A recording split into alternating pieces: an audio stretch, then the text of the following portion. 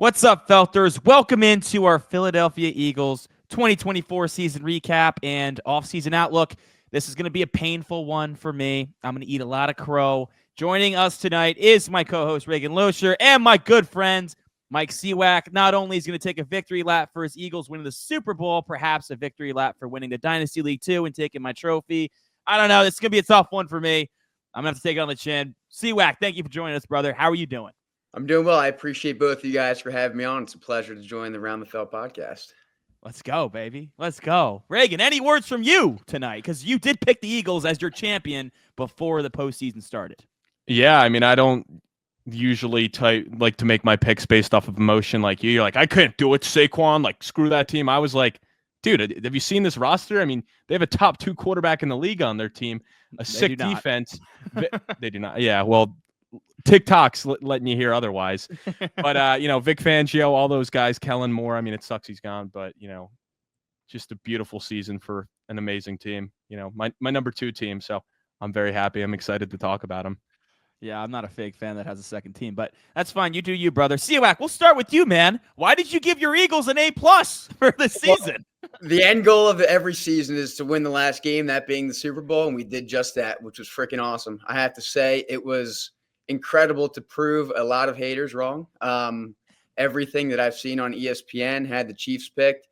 It was cool. There was a video of Jalen Hurts walking past the TV where on the bottom of the screen it had all of the reporters who picked the Chiefs, and you're right up there with them, Tonger. I know you had them. I know. Wrong too.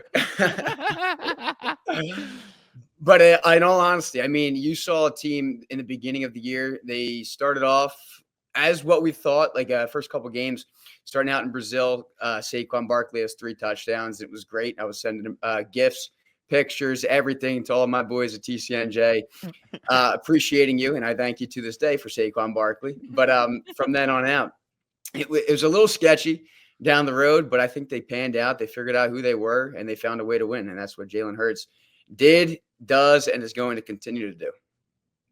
You got to tip the cap to Jalen Hurts. Dude's a fucking winner. Every stop of life, guy's a winner. Yeah, and I think, the craziest thing about Jalen Hurts is, a lot of quarterbacks struggle, new coordinator. But this guy, new coordinator every year and still gets it done, still balls out, wins the Super Bowl, where you look at some of these other guys, they've been paired with the same coach, the same coordinator the whole time. But this guy, a lot of change, but still got it done. Doesn't get enough credit for that. People are like, oh, look at Josh Allen. Well, guess what? He's been with Sean McDermott his whole career. Hey, look at Patrick Mahomes. He's been with Andy Reid his whole career. Guess what? Jalen Hurts just gets it done. So I gave him an A+. Obviously bringing in Saquon Barkley. I mean, he was the MVP of this team, got it done on the ground. The offensive line, they kind of retooled it, but bringing in guys like Mekhi Becton, who maybe sucked on my Jets, but obviously they rejuvenated his career. Jurgensen, they obviously have the tackles in Mailata and Johnson that are beasts. So offensive line's full of studs. I mean, they really didn't even need A.J. Brown and Devontae Smith or Goddard till the Super Bowl. Like, people forgot about those guys, and it's like, whoa, like, they still got those studs. And then defensively, you just look at the way Howie drafted. I mean, the guy's the best GM in the league. I don't even know if that's a debate at this point. I don't think it is a debate. I think he's number 1. I think he's already a Hall of Famer if he retired tomorrow. Yeah. I don't know how he couldn't be. Quinion Mitchell obviously hit on that. DeJean hit on that. I don't know how teams just continue to let these good players slide, and then Howie Roseman's like, all right, if I have to. And then Zack Baun, I mean, that's by far the most impressive thing on that defense. And I mean, obviously I'll give Fangio credit as well. I mean, plus, he was 0-10 against Mahomes in his career and finally got it done. So you got to love to see that as well. So A+. Wish I could give him a better grade. Yeah, it's tough. It's tough, man. It's clearly an A+. I mean, you guys hit the nail on you guys hit the nail on the head here a lot. I mean, clearly the Barkley sign was a home run. The value signs of Becton and Baun, phenomenal. Just Becton was really good at guard, and it makes you wonder why other teams don't try kicking in their bum tackle. Giants, Evan Neal, go to guard. But I mean, Becton really turned his career around, and also, I don't think it's a debate. The Eagles have the best offensive line coach in football as well. But, you lose a guy like Jason Kelce, and Jurgen steps right in. He's a dog. Obviously, Dickerson, a dog. The whole offensive line, amazing. Hurts proved once again he has ice in his veins. He lives for the big moments. Finally got over the hump, and, you got to tip the cap. Finally got up those rocky steps. So, good for him. I mean, it was a top 10 offense, a top 10 defense. The biggest thing for me was the way that Howie in one offseason retooled that secondary. And that was a big problem for him last year. They looked slow and they looked old. And what did he do? First 2 picks, Quinyon Mitchell, Cooper DeJean. And I remember when they made both picks and I was like, you got to be kidding me, man. Like, how are both of those guys going to Philadelphia? And it seems like the past 4 or 5 years, as you said, Reagan, guys just fall into their lap, or sometimes they get aggressive. They get their guy. Howie knows who he wants and he gets him. And every year I'm like, God damn it, he's going to be another stud. And it was Nolan Smith. He had a great year as well. Another guy that slid down the board right into the Eagles' laps. Jalen Carter, I mean, obviously he fell for a different reason, but he's in the wrong sport. He's in the wrong sport. But Let's get that guy in NASCAR. I'm sure the Chicago Bears wish they just sticked and picked Jalen Carter instead of dropping back a spot and give him to Philadelphia, right? Like, they just continue to hit on picks. There's only one little flaw, and it's that they gave Bryce Huff a fat contract when he was garbage. I mean, that signing was a disaster, but you know why you got to tip the cap to Howie Roseman and the coaching staff, Nick Sirianni? They don't dig their heels in and keep the guy because they gave him a lot of money or draft him high. Same thing happened with Rager. They know when to move on, and they will just draft someone better than you. They'll get someone in that's better than you, and they don't care. That's literally the only negative. You also got to tip your cap to Sirianni. Dude gets a ton of shit. He's a little bit of a, rubs people the wrong way, but he was on the hot seat coming into this season a little bit after the way that they faltered down the stretch last year, and both coordinator hires, amazing. Kellen Moore, obviously gone to the Saints now. Vic Fangio, just perfect hires. It was a great season for Philadelphia. Can't deny it. I totally agree. And going off of your point, talking about Sirianni, like the disrespect and him being on the hot seat, I'm right there with you because I have to admit I was one of those people that were saying if he's got this roster, he's got A.J. Brown, Devontae Smith, and he comes in and grabs Saquon Barkley, and we can't get it done at some point, you got to move on from the coach as well. And I feel like the Eagles have done that in the past with players like you mentioned, Jalen Reagor. Obviously, it's a big swing and a miss having Justin Jefferson drafted immediately after. But you got to walk away from the problem. And at one point, it was like, all right, if Sirianni is not going to be able to win these big games or win these games down the road, we might have to walk on from him. But I think he did a phenomenal job. There was the point where he was shaving his head. He turned into a new person on the field, and in the press conferences, bringing his kids up to the stage to talk about it. And I listened to the sports radio on my way to work, and hearing what they were having to say about it, it sounded like there was a lot of hatred going towards him. And the one thing that I think that he represents that entire team, him being just straight up resilient. He doesn't care what anyone else thinks about him. Similarly to Jalen Hurts, whatever it takes to get the win done, he's going to do it. He rides for his players. Seems like a very personable guy, a very emotional guy, but the guy seems to rally around him, and they continue to do that. I'm not sure if either one of you guys, you probably have listened to the mic'd up of the Super Bowl or anything like that, but those guys talk very highly of him, so they have a ton of respect for him. He gets the guys rallied up, and I think that's a big reflection on himself is how well the team did down the road, how people handled situations. A.J. Brown's a diva reading on the sideline. I think they dig into that, and then they make it about that down the road. Because, I mean, in the Super Bowl, there's a group on the sideline that had the book club, and I think that is just so awesome. And it just resembles exactly what Philadelphia is. Work hard, shut up and go to work, really. Absolutely. And that whole A.J. Brown thing where it's like, oh, him and Jalen Hurts have beef. It's like, the media is trying to manufacture something and make it a bigger story than it is. And what do those guys do? They just buckle down and they just won games. And it wasn't an issue down the stretch, and they won. And, now A.J. Brown's like, I thought I'd feel like justified with my career once I got the ring. Nah, I'm not. Like, I want more. I was like, God damn it, A.J. Brown. Yeah, I want to say my one thing I like about Sirianni is, and this is an interesting point, at least he keeps it the same with the media, where when he's coaching bad, he'll use his kids to shield it. But then in the Super Bowl, when it's like his moment, he still brings his kids up there. So a lot of people give him a lot of flack where it's like, hey, you're on the hot seat and you're getting some shit from the media. All of a sudden, here comes Junior Sirianni on the stage to kind of like shield the questions. But during the Super Bowl, so that always makes me laugh how he does that shit. And yeah, I mean, just overall, what a year. What a year. Did you buy a copy of A.J. Brown's book? I did not yet. I was going to, and then I was like, I can't because I hated it at first, and I was like, this is such a pain. But I think it was cool, and I love that he embodied it. Like it was a big deal. I believe at one point on Good Morning America, it became like the #1 bestseller. It's percentage skyrocketed. So he had the author in the locker room, the one before one of the games. And I was like, this is like, he is just hilarious about it. But like I said, like I think that the team, they know exactly who they are. They don't change for anything, win or lose, like you said, Reagan.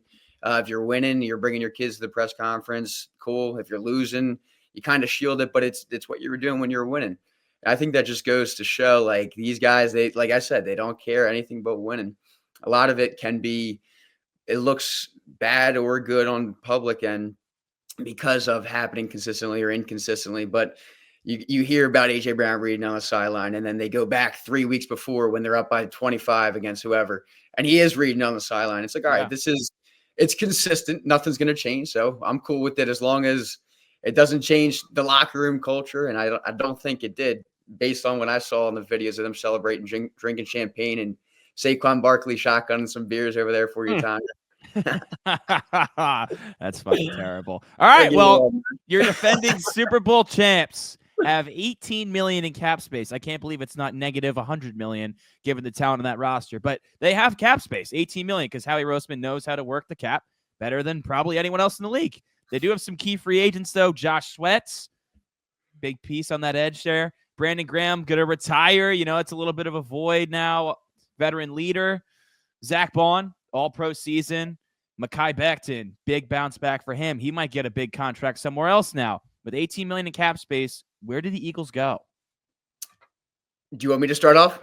Yeah, you could start. So I think based like it's tough that's a lot of money, but at the same time, we have a lot of talent, a lot of young talent. I just heard recently we're like the team average age is just under 27 years old, which is awesome. Yeah. But then you have to deal with situations like that. You bring in Zack Baun for a year because Fangio said that's my guy. And I think that he is and should be our #1 priority. I mean, the guy, all pro, unbelievable, big interception in the Super Bowl. He's like a great leader. He's got the green sticker on his helmet. He calls the defense on the field, rallies the guys up. I think you honestly give him a blank contract and say, here you go. You create the number. I don't even think you deal with the situation. We've seen it before. One more jab at you, but you go test the market. Saquon Barkley goes and plays for a division rival. I would not want to see Zack Baun twice a year. I would love for him to stay on Philadelphia. I think a lot of people talk about the offensive line and its continuity. I think that goes into the back end on defense too. I think if you got similar guys rotating around the linebacker level, especially if you're calling the defense, you want to have a guy that's going to lead your team, especially having just led your team to the Super Bowl. I think he's a guy you have to prioritize because you don't always find these linebackers in the draft, or you don't always find these random guys like Zack Baun coming in who knew what he was going to be. I mean, if you asked Howie Roseman, this guy's going to be an all-pro next year, he would have laughed right at your face probably, and I'm right there with him. But and linebacker was a hole for the Eagles for a couple of years too. Absolutely. They didn't get a lot of consistency there. Absolutely, and I think we learned our lesson before losing T.J. Edwards to the Bears a couple of years back. I mean, you just don't find these guys in the draft. Nakobe Dean just got hurt 2-3 weeks before the Super Bowl, and he's probably likely going to be out most of the season. So he's a loss right there. You don't want to go in with two guys that are just new to the team or inexperienced with calling a defense. But so I think Zack Baun's my priority. He should be the Eagles' priority as well. But going into Becton and Sweat, I think those are two other guys that you obviously want to keep on your team, your Super Bowl winning team. But winning the Super Bowl, you got to let your guys go get paid somewhere else at some point too. Yeah, and I think experienced that for sure. Yeah. I think I do think Becton's a guy that Reagan, I know you're a Jets fan. I let his ass walk. But I think he's a guy that, like, you saw videos of him. He's an emotional guy after winning. He lost the love for football, and I think Stoutland did an awesome job. He did an awesome job coming together, becoming the guard that he became. And I think that he's a guy that, having played a great season, I think he's a guy that would want to stick around a team that kind of shaped who he is now today. So I think he's a person I want, and I think he's a person who he may take a pay cut to play on the Eagles because he did a nice job and sticking out with Lane Johnson and Jurgens right in between him. He's going to do a good job with that. Now, Sweat, on the other hand, I think his time is going to be up in Philadelphia. I think we're going to move from him because I think the pass rush position is obviously a high-end position, and I don't think that we're going to be able to, keeping those two guys, we're not going to be able to keep Sweaty. Now, I always miss the Sweat celebration, but I do think that he will test his market. He'll make some good money elsewhere, and fingers are crossed so we don't play him twice a year. Otherwise, we'll have to make sure Lane Johnson, am I allowed to keep him between the tackle box? But one other guy that I don't know if you mentioned was Milton Williams, the D lineman. Mm-hmm. He's Super Bowl. Yeah. He's one of my favorites on the defensive line. I think him and Jalen Carter together are just impossible to block. I mean, you know, Jalen Carter, you got to put 2 to 3 guys on him, and then Milton Williams squeezes by on the other side. So I could see him being a guy that the Eagles try to target, but I do know that he is very vocal about wanting a raise, as far as I know. But his dad at the Super Bowl was hilarious during the parade. He was walking around with a belt and just took it personally. He's a Philadelphia guy. He wants to be here, but I would be surprised if he doesn't want to test to see what his value is. And another guy that I would love to have, but always going to root for him wherever he ends up. But definitely Baun and Becton, I think, to keep that continuity, both from the defense and offense. Now, where would you want them to go in the draft? Because obviously, I'd imagine, you're going to have to fill some holes and, pick 32. Yeah. Go get some guys there, especially with your GM. I mean, right. So, one thing about Howie, and it says pick 32 for us because we're the Super Bowl champs, but I do not think that we are going to be picking that 32. I think that Howie's going to go up. He's going to see how the draft board plans out, as he always does. And I could see him going up to get a guy, and depending on what positions we lose, like let's say we lose Sweat and let's say we lose Milton Williams, I could go see him try to make a trade up for a defensive end in the draft or a defensive tackle. I like the kid, Walter Nolan from Ole Miss. I think he's a stud. But another name I really like, and I saw him at the pro day, was the kid from Marshall, Mike Green. Yeah, defensive end. And I think that he's probably a top 20 guy. So I think the Eagles are definitely going to have to make a trade up for it. And I wouldn't be hesitant, or I wouldn't be surprised to see if Howie Roseman, if you see on the bottom clicker, they go, the Philadelphia Eagles are on the clock at pick 17, and they go up and grab Mike Green or someone like that. But that would be round 1 replacement. But if we lose Becton or anything like that, I could see them grabbing down the road a Lane Johnson replacement.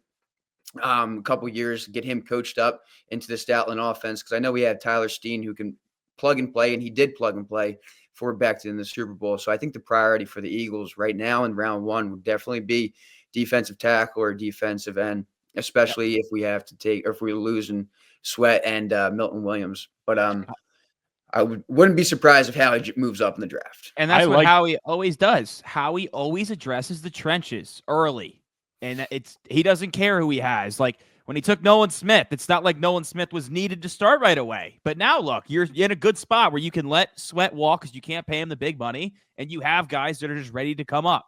And Howie, and I think someone in the Eagles front office said it too. Like they were kind of diving into like the analytics, this and that.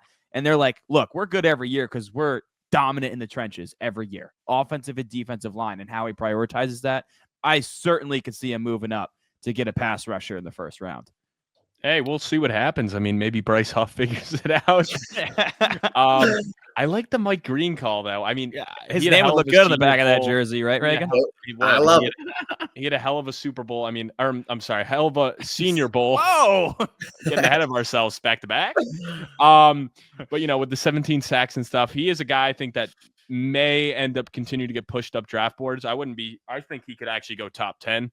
So he's just had so much buzz around him. But if he does end up falling to you guys, that could be very scary because that guy's a physical freak. But yeah, that I would think edge or Mekhi Becton's thing. I mean, I'm a little hesitant with Becton. I mean, you never root for injuries or anything like that, or just even like try to speak of that. But his health has always been a concern for me. Obviously, the knee issues were always a problem with the Jets. And even in the Super Bowl, I mean, he left the game briefly with an injury and, probably wasn't that significant. But if that's a regular season game, he's probably not coming back in. Absolutely. So that would be my kickback. But if he's going to take a pay cut, sure, you pay him. But if he's like, I want top dollar, I would let him walk. Yeah, 100% I think with their cap space, it's not a matter of going out and getting outside guys. It's retaining your core pieces and continue to just supplement it with the draft. I think Baun will definitely be back. That's Fangio's guys you mentioned, Zack. Like, they have enough money where Zack Baun's going to be back. Becton, I agree. I could see it if he's in that $6 to $8 million range. I can't see it if it's 10 plus, right? And I think there are teams that are. Well, there's always teams that are desperate for offensive line help, and the Eagles are probably the one team where they're okay letting Becton go because you could plug in Steen at right guard and you could take a guy on day 2. They have the depth. They have the star power where they could afford it.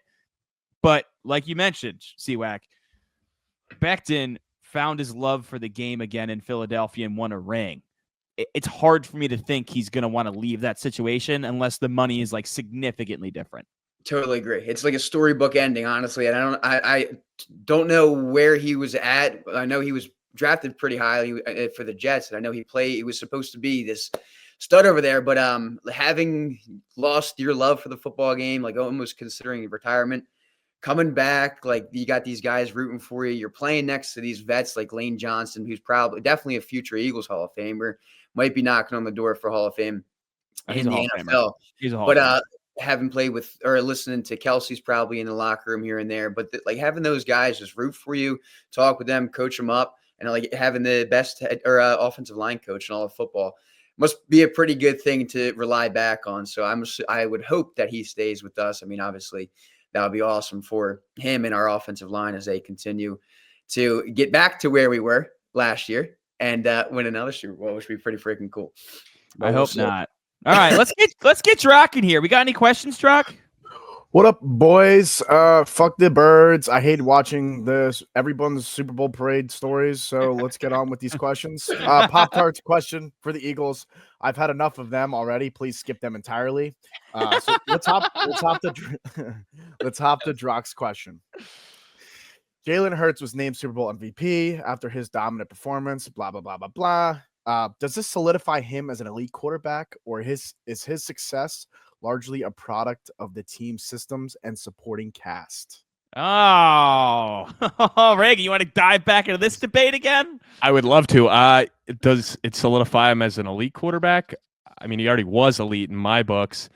I mean, I would say he's number 2. And I should have brought it up the other day. I mean, the guy has changed coordinator every single season since being at Alabama even. I mean, he hasn't even had the same coordinator every year. It's a new offensive guy. And guess what? He's going to have a new one next year, and he's going to ball out when he gets Super Bowl MVP number 2. All these giant fanboys out there who are like, oh, Eli Manning should have been a first ballot Hall of Famer. He's got 2 Super Bowl MVPs. Well, guess what? Jalen Hurts is going to have 2 next year as well. He's just a stud. He's just a team player. And I hate it because it's like people are like, oh, well, like the numbers aren't there. Who cares? He wins games. I don't give a shit. Look at Lamar. He puts up great numbers, but ultimately, has he won? No. Has he even gotten to the Super Bowl? No. What about Josh Allen? Yeah, he puts up numbers. Guess what? That MVP is cute. Has he even gotten to the Super Bowl? No.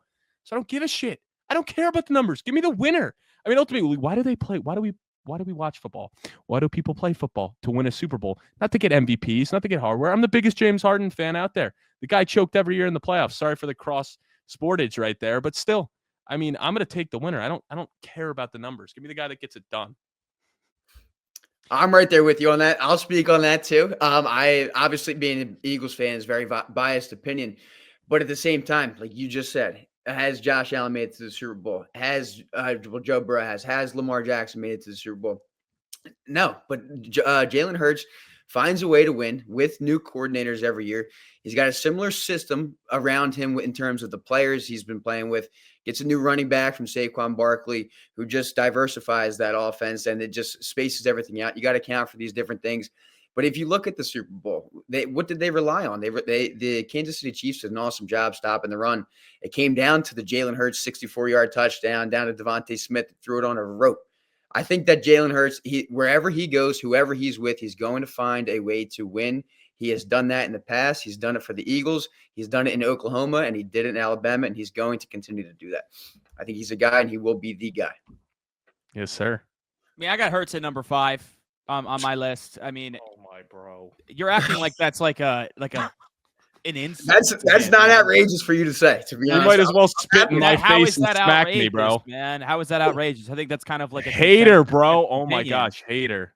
I got to tip the cap, dude. The guy thrives under pressure in the clutch situations in the postseason. He's a winner. And you're absolutely right. That Super Bowl, Spagnuolo was like, Barkley will not beat us today. We're going to make Jalen Hurts beat us.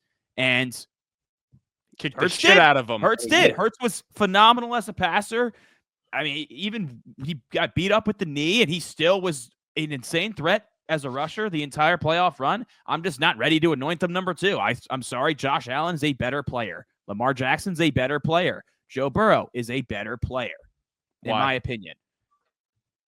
In every regard as a passer, they're all significantly better. I'll As take a the pure guy that just passer, does they're it. better. Sweet. I mean, I'll just take the guy that does what he's supposed to do. I don't care how he gets it done. Yeah, He but just gets your it whole done. argument is, he won the Super Bowl, therefore he's Well, my number whole 2. argument It's is, like, I'm not going to That can't be your whole argument. It's a team sport. Yes, he was awesome. He won Super Bowl MVP. Yes, he was awesome. He is not a better player than Lamar Jackson. He is not.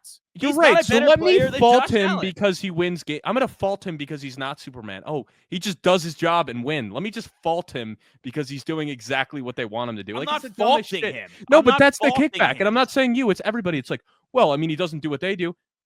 Who gives a shit? He's winning games. Who cares how he gets it done? That's ultimately what it comes down to. And Josh Allen had plenty of games this year where he was able to get it done with like they beat when they beat the Ravens. He didn't have like 200 passing yards, and everyone's like, well, nobody like says a word. And then Jalen does the same exact thing against who was it? The Rams, and everyone's like, oh my gosh, like he sucks. Like he's getting carried by Saquon, even though Josh Allen had like the same exact stat line in the other game. Okay, I dude, think but you're just the one looking thing at that one is- game, dude. This Eagles passing attack was 29th in football. They had the best rushing attack in decades, fueled by Well, Saquon listen. Barkley and yes, Jalen Hurts. But they did not win all these games throughout the season because of Jalen Hurts' arm. They just did it. He didn't even throw for 3,000 yards, man. Like, and you're saying he's better than Josh Allen? He's not better than Josh Allen. I mean, I would imagine Dude, it's not. just It's not last all year, about passing. he had It's not all about passing. He threw 15 interceptions just last year, 15 picks. And like now he wins one Super Bowl, and he's not the number 2 quarterback in football. Didn't Josh Allen throw like 20 picks last year, bro? Why are we bringing up last year? We're talking about this year. I'm talking the world about where Jalen Hurts is a Super Bowl MVP. Where he didn't even throw for 3,000 yards. He's getting the second best quarterback in football. He didn't even throw for 3,000 yards, and he has A.J. Brown and Devontae Smith out wide. Oh, so we're gonna fault him He's not the second best quarterback in football. Once He's again, not. faulting him for just winning He's games with what he not. has. Yeah, So he it's won only games. to be Yes, he used as also had the negative, not a number 1 positive. defense in football this year. Number 1 defense. Well, A 2,000-yard running back. I think that both of you have very valid points. Of course, I'm going to side with Reagan on this one. Thank you. But I always love winning Tom, debates. going on what you said, like that, yes, of course, they had the number 1 defense in football. All right, he has his weapons around him. He also has the best running back in the backfield. I think that And the best offensive line. So, but that's not his. It's not his doing. He's not like I'm saying. not saying I it's have his this. doing. But people use that as an argument against the fact that he's I a hate it. winner. I'm not it's saying he's so not a lazy winner. argument. I was saying I said earlier in this pod, I said he is a winner. At every level, he's won. I've said he's a winner. I said he's the 5th best quarterback in football. I don't know why that's an insult. No, I don't think that's an insult, especially considering the other You're quarterbacks attacking me and Eagles fans personally on that. that you would have ahead of him. But I do Put think that on that TikTok, Reagan. We'll see I what the think that fucking Jalen comments Hurts. look like. I think that Jalen Hurts would be the first quarterback to win a Super Bowl that gets hated for having a great team around him, and that people are clowning him because he's not this like unbelievable quarterback who just went out and won a Super Bowl. disagree with those people. You I got to tip the cap to appreciate you Jalen Hurts and what he did in that postseason run. Absolutely. I'm just not Awesome. ready to say he's the 2nd best quarterback in football. If he What gets if- another what- one, I think we're knocking on the door. If he gets another one, the door's just busted up. Like you can't even put it back on the hinges. Maybe if he could throw for 4,000 yards one season, Bro, if he throws for 3,000 yards and has a similar regular season, but then just turns it on in the playoffs next year and wins another Super Bowl, like how could you not? Especially if it's over like one of those guys that are in the same tier. Like let alone Mahomes. Like if he goes and beats Josh Allen or beats Joe Burrow or beats Lamar Jackson, which obviously won't happen because none of those guys can. They're all afraid of the big bad Patrick Mahomes, but Jalen's not. Jalen Hurts is 4-0 against those 4 guys, by the way. Whoa. 4-0 against them, head to head. Wow. Yeah, Great question, Truck. Great question. I'm done. I am just totally burnt out with the Eagles, man. I got my spiel out. I'm fucking done. You guys, last words, you fellas. My question is, how many people here have Saquon Barkley as their profile picture or their screensaver? Is it just you, Colin, or do you have that as well, Mike? I do not have it. I just have the picture of Jalen Hurts hoisting the trophy, and that will be my next picture for the remainder until he gets another one next year. Let's see that T-shirt, Mike. Cool. Let's see that T-shirt. Eagles, Super Bowl champions, baby. Never a doubt. I had 0 doubts going into that game. I didn't know it was going to be like that, but I had a good feeling that Cooper DeJean, the rookies, Quinyon Mitchell would show up when it mattered, just as Jalen Hurts did, right when everyone doubted him against the world. But, gentlemen, I appreciate you guys having me on the podcast. It's been a pleasure. Thank you, Mike. Appreciate you, brother. That wraps up our Eagles 2024 season in review. Have a good one, guys.